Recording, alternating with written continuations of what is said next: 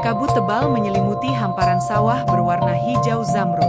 Udara tenang, hanya diselingi kokok ayam jantan di kejauhan. Siluet petani mulai bergerak.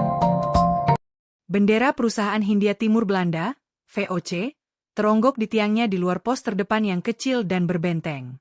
Kayunya sudah lapuk, catnya mengelupas. Kapitein de Groot, seorang Belanda yang tegap dan gemuk, menghantamkan tinjunya ke meja yang dipahat kasar. Peta dan dokumen berserakan.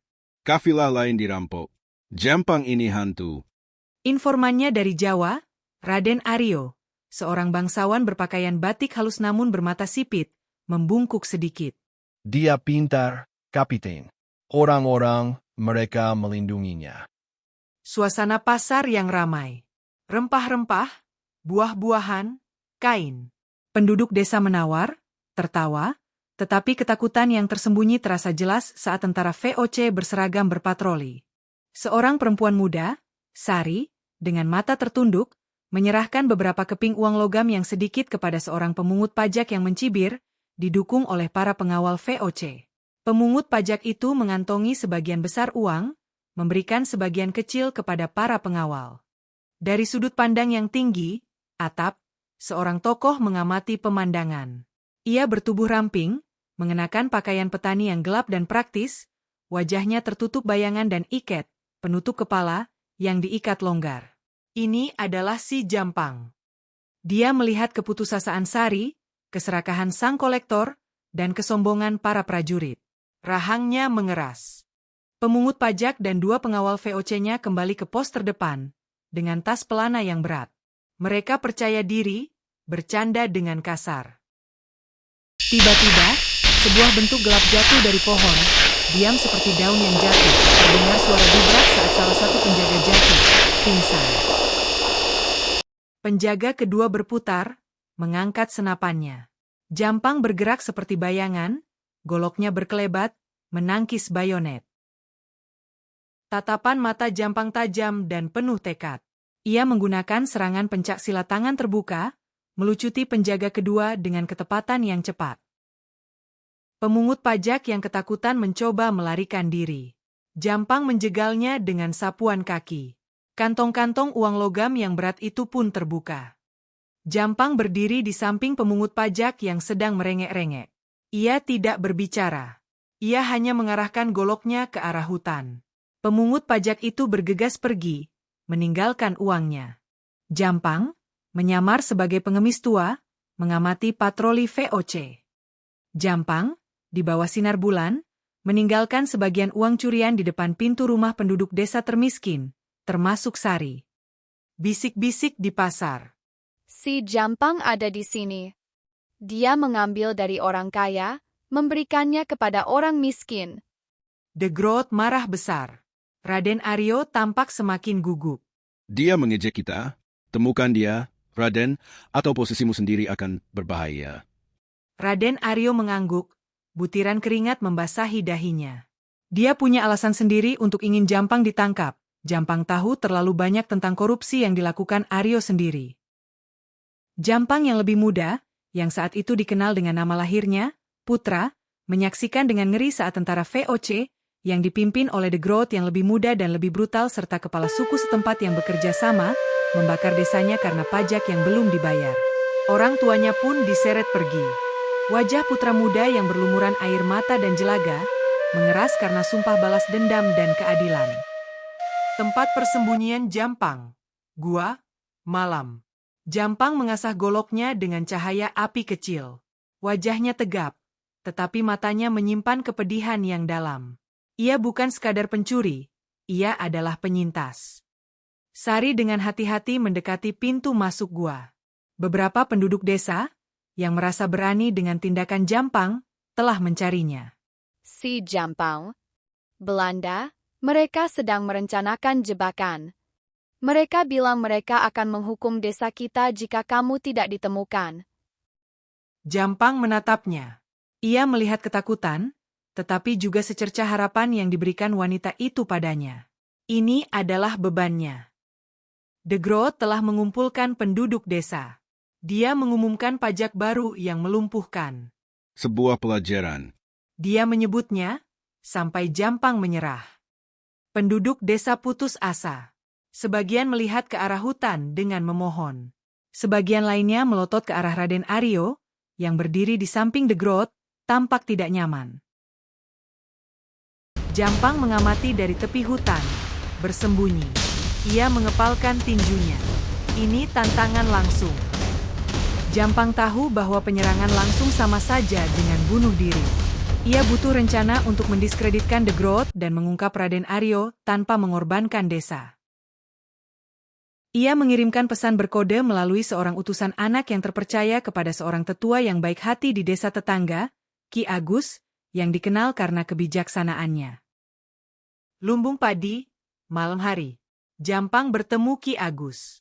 Mereka berbicara dengan nada berbisik.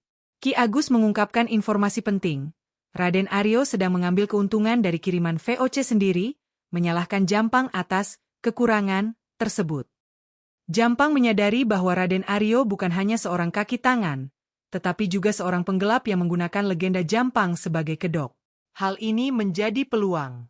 Jampang menyusun rencana yang berisiko, mencuri bukti pencurian Aryo dari pos terdepan, dan menanamnya di tempat yang akan ditemukan The Grot. Pos terluar, malam hari. Hujan deras mengguyur. Jampang, yang ditutupi lumpur sebagai kamuflase, mendekati pos terdepan. Badai menyediakan perlindungan. Dia memanjat pagar kayu yang licin, diam bagaikan tokek. 4 Raden Aryo, malam hari. Jampang menyelinap ke tempat tinggal Raden Aryo yang sangat mewah di dalam pos terdepan. Ia mencari buku besar. Seorang penjaga berpatroli di luar pintu. Jampang membeku, menahan napas. Langkah kaki berlalu. Dia menemukan kompartemen tersembunyi di bawah papan lantai.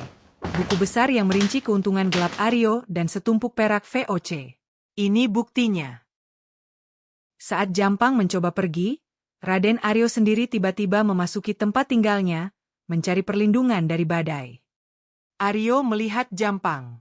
Matanya membelalak karena takut, lalu menyipit karena licik. Si Jampang. Jadi, hantu itu punya badan juga. Jampang tak berkata apa-apa, sambil memegang buku besar yang memberatkan. Aryo menghunus keris yang disembunyikannya. Itu milikku, dan nyawamu akan hilang. Pertarungan sengit dan jarak dekat pun terjadi. Pencak silat melawan adu keris seorang bangsawan yang putus asa. Perabotan hancur. Jampang lebih cepat dan lebih terampil. Ia melucuti senjata Aryo, membuat kerisnya terpental. Ia mengikat dan menyumpal mulut Aryo dengan selempang mahalnya sendiri. Jampang hanya mengambil buku besar, meninggalkan perak. Ia harus membongkar Aryo, bukan hanya merampoknya. Ia menulis catatan singkat, hadiah dari si Jampang, hanya untuk Kapitein The Grot. Dia menaruh buku besar dan catatan itu di meja utama The Grot di ruang komando, lalu menyelinap kembali ke tengah badai. Badai telah berlalu. The Grot menemukan buku besar dan catatan itu. Wajahnya berubah ungu karena marah saat dia membaca. Dia menyerbu ke tempat tinggal Aryo, menemukannya terikat. Aryo, ketakutan, mencoba menjelaskan, tetapi buktinya memberatkan. Alun-alun desa, siang hari. The Grot menyeret Raden Aryo ke hadapan penduduk desa yang berkumpul. Pria ini, pengkhianat ini, telah mencuri darimu dan dari perusahaan. Dia menyalahkan bayangan yang tidak bersalah. Dia tidak percaya Jampang tidak bersalah, tapi itu sesuai tujuannya. Penduduk desa tercengang, lalu gumaman penuh pengertian dan kemarahan terdengar di antara mereka. Sari melihat, senyum kecil penuh harap tersungging di bibirnya. The Grot, untuk menyelamatkan muka dan menegaskan kembali kekuasaannya, menangkap Raden Aryo dan mencabut gelarnya. Ia mengumumkan pengurangan, sedikit, pajak hukuman, dengan alasan murah hati. Dari balik pepohonan, Jampang mengamati. Ia belum berhasil mengalahkan VOC, tetapi ia telah memberikan pukulan telak terhadap korupsi dan memberikan kemenangan kecil bagi rakyat, sebuah alasan untuk percaya. Seorang prajurit VOC melihat gerakan samar di tepi hutan. Itu Jampang. Beberapa prajurit menangkap senapan mereka. Jampang sudah lenyap bagai asap di tengah hutan lebat. Peluru-peluru itu hanya mengenai pohon-pohon. The Groat menatap ke dalam hutan, frustrasi tetapi juga sedikit gugup. Legenda si Jampang kini terasa lebih nyata, lebih kuat. Desa, beberapa hari kemudian. Suasananya lebih cerah. Penduduk desa bekerja dengan semangat baru, meskipun hati-hati. Mereka berbicara tentang si Jampang dengan penuh rasa hormat. Sari meninggalkan sesaji kecil berupa beras dan buah di tepi hutan. Ucapan terima kasih dalam hati. Dataran tinggi Priangan, matahari terbenam. Pegunungan yang luas dan ditumbuhi hutan. Di suatu tempat di dalamnya, si Jampang tetap ada, sebagai simbol perlawanan. Siluet Jampang, berdiri di tebing tinggi, memandang ke daratan. Ia adalah pelindung, bayangan, janji bahwa selama ketidakadilan masih ada, maka perjuangan untuk kebebasan akan terus ada. Legenda tentangnya akan terus berkembang.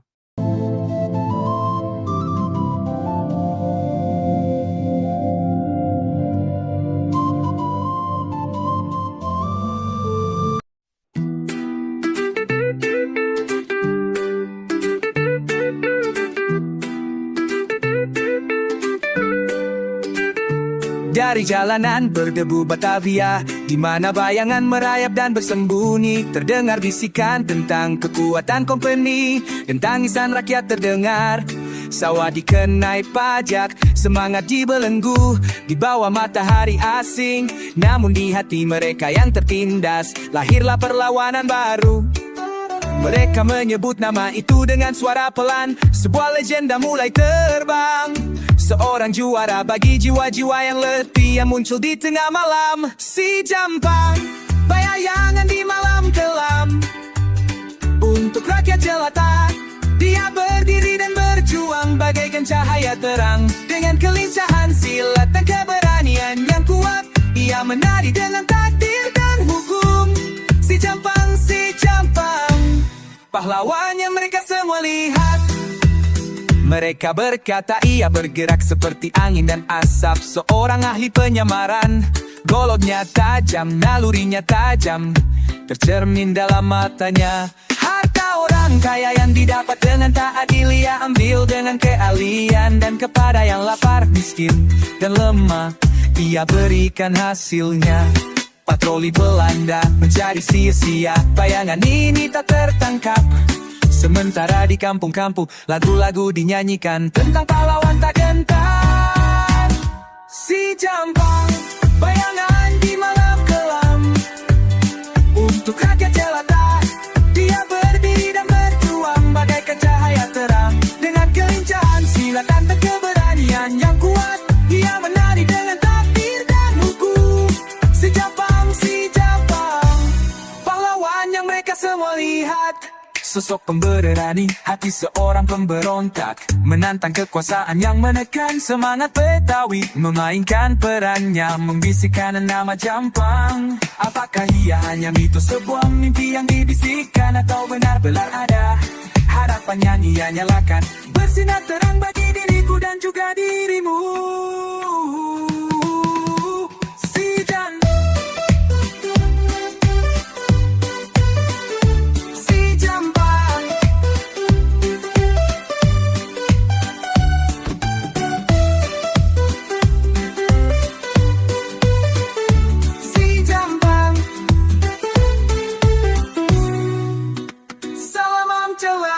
Si Jampang, bayangan yang di malam kelam. Untuk rakyat jelata, dia berdiri dan berjuang bagaikan cahaya terang. Dengan kelincahan silat dan keberanian yang kuat, dia menari dengan takdir dan hukum. Si Jampang, pahlawan yang mereka semua lihat. Dengar baik-baik, kisah ini masih bergema, melalui lorong-lorong lama dan dalam, tentang si Jampang keadilan ia bawa. Saat Roro yang lebih lemah tertiru, sebuah legenda lahir, seruan abadi agar api kebebasan tetap menyala. Si Jampang berdiri untuk semua orang agar sejarah belajar. Jampang, Jampang,